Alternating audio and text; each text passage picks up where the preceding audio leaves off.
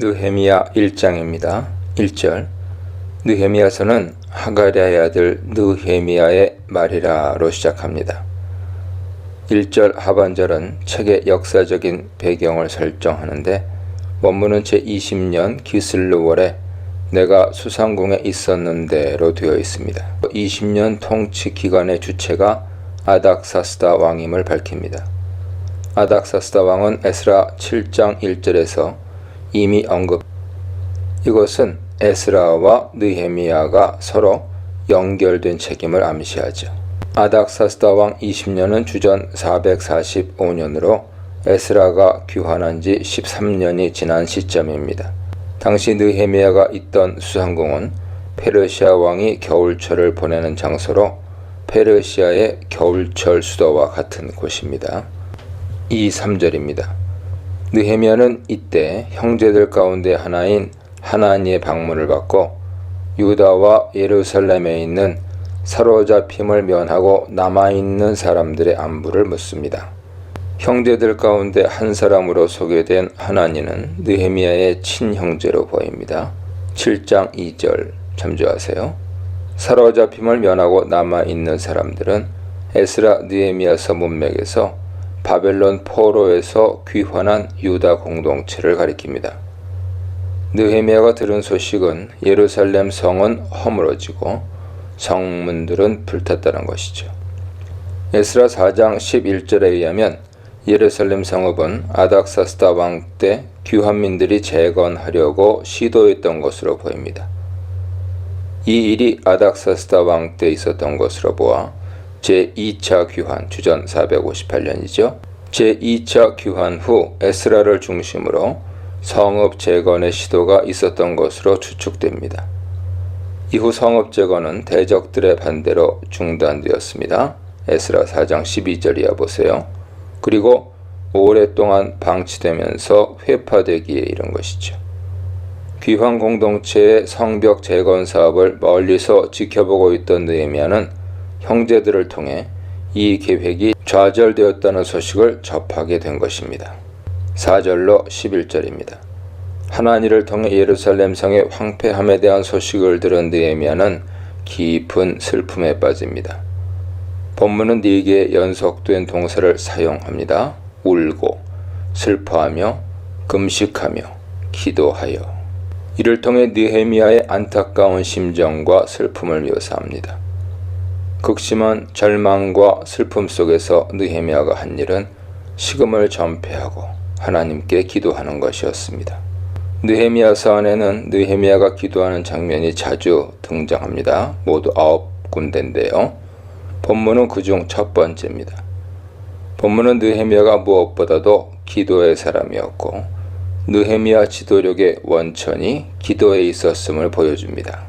본문에 소개되는 느헤미야의 기도는 시편 74, 79, 80, 85편 등 공동체 탄식시를 연상시키며 하나님과 율법에 대한 느헤미야의 깊은 통찰력을 잘 보여줍니다.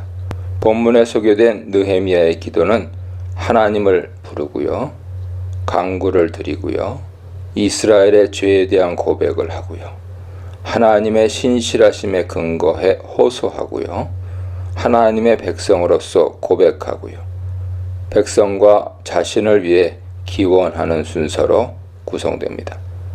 느헤미야의 기도는 먼저 하늘의 하나님을 부르는 것으로 시작합니다. 하늘의 하나님, 엘로하이 하샤마임은 일반적으로 페르시아 사람들이 신을 부르는 호칭이었습니다. 그들은 자신들의 신이 하늘을 지배한다고 믿었습니다. 느헤미야는 하늘의 하나님 여호와라는 칭호를 통해서 이스라엘의 하나님 야훼께서 하늘과 우주 만물을 다스리시는 분임을 고백하고 있습니다. 본문은 이어 느헤미야가 믿는 이스라엘의 하나님 야훼가 어떤 분인가 보여줍니다. 야훼는 크고 두려우신 분이며 언약을 지키시는 신실하신 분이고 긍휼을 베푸시는 하나님이십니다. 느헤미야는 야훼의 공의로우심과 신실하심, 그분의 긍휼하심을 고백하고 있습니다. 여기서 우리는 느헤미야의 균형 잡힌 신관을 엿볼 수 있습니다. 이어서 느헤미야는 백성들을 위한 중보 기도를 드립니다. 여기에서 느헤미야는 이스라엘 백성들을 야훼의 종이라고 부릅니다. 느헤미야 기도에 나오는 주의 종이라는 표현은 그가 귀향민들을 야훼의 언약 백성으로 간주하고 있음을 의미하죠. 느헤미야는 고레스 왕 때부터 이루어진 바벨론 포로에서의 귀환을 언약의 회복으로 이해한 것 같습니다. 느헤미야는 이스라엘이 이방 땅에 흩어지게 된 이유를 하나님께 대한 범죄 때문이라고 밝힙니다. 7절 상반절에 크게 악을 행하여 되어 있습니다. 이스라엘이 범한 큰 악은 구체적으로 하나님의 말씀을 지키지 않은 것과 하나님과 맺은 언약을 어긴 것으로 요약됩니다. 7절 하반절에서 율법을 가리키는 다양한 용어들, 모세에게 명령하신 계명과 율례와 규례, 용어들을 사용하는 것은 모세의 율법을 강조하기 위함입니다. 8절에서 포로의 직접적인 원인으로 제시된 범죄, 마알은 언약 파기를 암시하죠. 구약 성경에서 마알은 언약 개념으로 하나님께 신실하지 못한 행동을 나타냅니다. 구약 성경에서 율법을 지키는 것과 언약은 밀접한 관련이 있습니다. 말씀에 대한 불순종은 결국 하나님과 맺은 언약 파기로 나아간다고 보기 때문입니다. 따라서 율법에 충실한 삶은 하나님과 맺은 언약 관계가 지속되기 위한 조건이 됩니다. 5절에 주를 사랑하고 주의 계명을 지키는 자에게 언약을 지키시며 돼 있죠. 9절에서 느헤미야의 기도는 이스라엘의 회복에 대한 주제로 바뀝니다. 본문에 의하면 회복의 근거는 하나님께서 이스라엘 백성에게 하신 약속, 즉 하나님의 신실하신 성품에 기인합니다. 하나님의 약속과 신실하심이라는 주제는 느헤미야 기도의 핵심으로 기도문 전체 구조에 잘 나타나 있습니다. 5절로 6절 상반절까지 하나님을 부르고 간구를 드리고요. 11절에 다시 하나님을 부르고 기원합니다. 그 중간에 6절 하반절부터 7절에 죄를 고백하고요. 10절에서 고백하는 하나님 백성을 말합니다. 그리고 그 중간에 8, 9절에서 하나님의 약속과 신실하심에 호소하고 있습니다. 즉 간구, 고백, 신실하심의 호소, 고백, 기원 순서로 5절로 11절이 구성되어 있는 것이죠. 9절 하반절의 약속의 말씀은 신명기 30장 4절의 인용으로 이스라엘의 회복에 대한 말씀입니다. 신명기 30장은 모세를 통해 주시는 이스라엘의 회복과 새 언약에 대한 약속의 말씀입니다. 느헤미야는 이 약속의 말씀에 근거하여 이스라엘의 회복을 간구하고 있는 것입니다.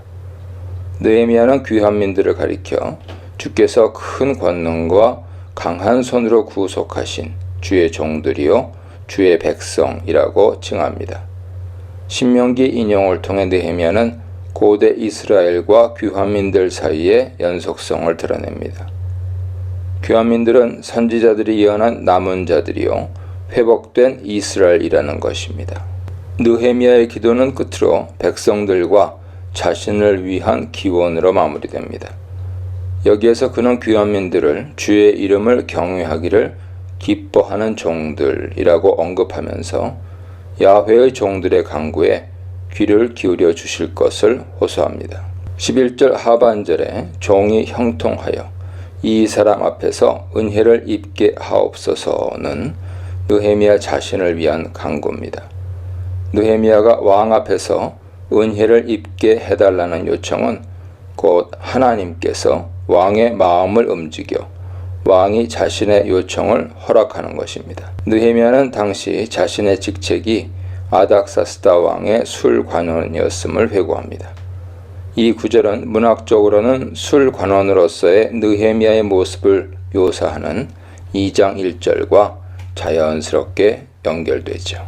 공동체와 하나인 지도자, 공감과 눈물의 지도자, 회개와 기도의 지도자에 대해 묵상해 보시기 바랍니다. 느헤미야 2장입니다. 1절로 10절. 느헤미야가 예루살렘의 형편을 듣고 금식하며 기도한 후 아닥사스다 왕에게 나아간 때는 아닥사스다 왕 20년 니산월로 언급됩니다. 니산월은 페르시아 원력으로 새해가 시작되는 달로 이때 신년 축제가 열렸던 것으로 보입니다. 이때는 느헤미야가 고국에 대한 소식을 들은 때 기슬월이라고 1장 1절에 나오죠. 그때로부터 약 넉 달 정도 지난 시점이 됩니다. 느헤미야는 그동안 기도하면서 하나님의 때를 기다리고 있었을 것입니다. 그러던 중 아닥사스다 왕이 잔치를 벌이게 되자 술관원인 느헤미야가 왕 앞으로 나아갈 기회를 얻게 된 것입니다. 당시 페르시아 왕들은 정기적으로 특별한 잔치를 벌이곤 했는데 때로 그 자리에서 호의를 베푸는 일들이 있었습니다. 이때 느헤미야는 수심이 가득한 얼굴로 아닥사스다 왕 앞으로 나아갑니다. 평소와 다른 느헤미야의 표정을 금방 알아차리고 아닥사스다 왕은 그 연유를 묻습니다. 느헤미야가 그동안 기회를 보다가 신년 축제가 있는 날을 택했을 것으로 추측됩니다. 당시 술관원이 안색이 좋지 않은 상태로 왕 앞으로 나가는 것은 왕의 심기를 불편하게 할 수 있기 때문에 위험한 행동이죠. 그래서 2절 하반절에서 그때 내가 크게 두려워하였다 라고 한 것입니다. 에스더가 금식한 후 아하수에로 왕 앞에 나아간 것과 같습니다. 느헤미야는 왕의 질문을 기회로 삼아 예루살렘의 안타까운 형편을 아뢰입니다. 느헤미야는 왕에게 예루살렘의 형편과 동족들에 대한 연민으로 인한 자신의 아픈 마음을 헤아려 줄 것을 간청한 것입니다. 아닥사스다 왕은 이 요청에 대해 호의로 반응합니다. 네가 무엇을 원하느냐 묻죠. 이 질문은 에스더 4장 8절을 보면 선왕 아하수에로가 에스더에게 한 질문을 연상케 합니다. 하나님의 손길이 아닥사스다 왕의 마음을 움직이고 있음을 암시합니다. 느헤미야는 곧바로 하나님께 짤막한 기도를 올립니다. 느헤미야는 기도의 사람이었습니다. 그는 이때를 위해 지금까지 기도로 준비했고 이 순간에도 기도하며 하나님의 인도하심을 구하고 있는 것입니다. 느헤미야는 왕에게 최대한 경의를 표하며 자신의 요구, 즉 조상들의 묘실이 있는 유다 땅 예루살렘으로 가서 성을 재건하는 일을 허락해 줄 것을 아뢰입니다. 에스라 4장 11절 이하에 의하면 아닥사스다 왕은 이전에 칙령을 내려 예루살렘 성읍 재건을 중단시킨 장본인입니다. 그가 스스로 선포한 칙령을 번복하는 것은 쉽지 않은 일이었죠. 이 때문에 느헤미야는 기도하며 하나님의 때를 기다린 것입니다. 느헤미야는 회고록에서 자신이 왕 앞으로 나아갈 당시 왕후가 왕 곁에 있었음을 밝힙니다. 이것은 모든 상황이 느헤미야에게 유리하게 돌아가고 있음을 암시합니다. 아닥사스다 왕은 이어서 느헤미야에게 여행에 소요되는 기간을 묻습니다. 이것은 아닥사스다 왕이 느헤미야의 요청에 호의적으로 반응함을 의미하죠. 이에 대해 느헤미야는 예루살렘 체류의 기한을 알리는데 본문은 구체적인 정보를 제시하지 않습니다. 느헤미야 문맥에서 이해할 때 특히 5장 14절과 13장 6절을 보면 그 기한은 12년인 셈입니다. 느헤미야는 본격적으로 예루살렘 여행에 필요한 사항들을 왕에게 요청합니다. 가장 우선적인 것은 느헤미야의 신분을 보장해주는 왕의 친서죠. 강 서쪽 총독들에게 내리는 조서입니다.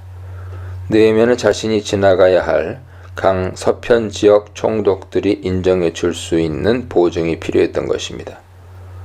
두 번째로 느헤미야는 성읍 재건에 사용될 목재를 조달받을 수 있도록 왕의 삼림 감독 아삽에게 공문서를 내려줄 것을 요청합니다. 본문은 왕의 삼림이 있던 지역을 밝히지는 않지만 당시 목재 원산지였던 레바논일 가능성이 큽니다. 느헤미야의 요청에 대해 왕은 호의적으로 반응합니다. 그래서 이에 대해 느헤미야는 하나님의 선한 손이 자신을 도우셨음을 고백합니다. 느헤미야는 모든 상황에서 겸손히 하나님만 의지하는 사람이었습니다. 왕의 호의로 느헤미야는 페르시아 군대의 호위를 받으며 예루살렘으로 귀환합니다. 이것은 에스라가 페르시아 군대 호위를 받지 않고 귀환한 것과 대비를 이루죠. 그렇지만 이것도 느헤미야의 기도에 대한 하나님의 응답으로 볼 수 있습니다. 이전에는 직접 귀환민들을 지키셨던 하나님께서 이제는 페르시아 군대를 통해 지키신 것입니다. 본문에서 느헤미야 일행이 지나온 길은 생략되어 있지만 그들은 수산을 출발하여 바벨론, 다마스커스, 그리고 사마리아를 거쳐 예루살렘에 도착했을 것입니다. 느헤미야 일행이 예루살렘에 도착했다는 소식을 듣자 호론 사람 산발락과 암몬 사람 도비아가 심히 근심합니다. 이들은 앞으로 느헤미야의 성읍 재건 사업을 방해하게 될 핵심 인물들입니다. 또 다른 대적인 도비아는 요단 동편 암몬 지역 총독이었던 것으로 보입니다. 느헤미야 증언에 의하면 도비아는 유다 공동체 지도자들과 돈독한 유대 관계를 형성하고 있었고 질상과도 친분이 있어 성전 안에 자신의 거처를 마련하기도 했습니다. 11절로 20절입니다. 2장 후반부는 느헤미야가 예루살렘에 귀환한 직후에 있었던 일들을 소개합니다. 느헤미야는 예루살렘에 도착한 후 3일 동안 휴식을 취하면서 하나님의 인도하심을 구합니다. 그는 오랜 여정 이후 지친 심신을 회복하면서 예루살렘에 대한 기초적인 정보를 얻으려 한 것으로 보입니다. 느헤미야는 예루살렘에 도착한 직후 예루살렘 방문 이유를 아무에게도 밝히지 않고 조용히 행동하기 시작합니다. 그는 밤중에 몇 명만 데리고 예루살렘 성을 둘러봅니다. 이렇게 한 배경에는 전에 대적들의 방해로 에스라가 주도했던 성벽 재건이 실패한 적이 있었기 때문에 보안을 유지하기 위한 것으로 보입니다. 여기서 우리는 느헤미야의 주도 면밀한 면을 엿볼 수 있죠. 느헤미야 일행은 골짜기 문에서 출발해서 용정, 분문, 샘문, 왕의 목까지 갔고 그곳부터는 길이 없어 계곡을 따라서 성벽을 살핀 후 다시 골짜기 문으로 돌아오게 됩니다. 본문에 나오는 명칭을 근거로 추측해보면 그들은 대략 예루살렘 성읍 서쪽에서 출발하여 시계 반대 방향으로 이동해 동쪽에 도착한 것입니다. 느헤미야는 자신과 일행이 그날 밤에 했던 일에 대해 비밀에 붙입니다. 느헤미야가 자신의 행적을 비밀에 붙인 이유는 당시 유다 귀인들과 민장들이 대적들과 결탁한 정황과 관계된 것으로 보입니다. 예루살렘에 대한 정보를 수집한 후에 느헤미야는 구체적인 계획을 세웁니다. 이제야 비로소 백성들에게 자신이 예루살렘에 온 목적을 밝힙니다. 그리고 그는 계획했던 일들을 신속히 처리해 나가기 위해 백성들의 지지를 호소합니다.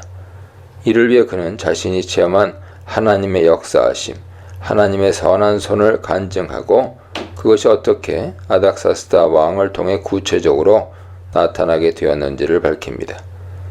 이 소식은 대적들인 산발랏, 도비야, 게셈의 귀에 들어갑니다. 여기서 산발랏과 도비야와 함께 소개된 게셈은 아라비아 부족 족장으로 보입니다. 느헤미야는 사방의 대적들에게 둘러싸여 있는 것처럼 보입니다. 이들은 느헤미야가 행하는 일이 페르시아 제국에 대한 반역적인 일이라고 언급하면서 느헤미야로 하여금 성읍 재건 과업을 포기하게 합니다. 이런 상황에서 느헤미야는 다시 한번 하나님만을 의지하며 용기를 얻습니다. 하늘의 하나님이 우리를 형통하게 하시리니. 느헤미야는 자신이 하고자 하는 일이 하나님께서 뜻하신 일이며 시작하게 하신 하나님께서 이루실 것을 확신합니다. 기도하고 기다리고, 기도하고 준비하고, 신중하고 설득하고, 절망하고 분노하고에 대해 묵상해 보시기 바랍니다.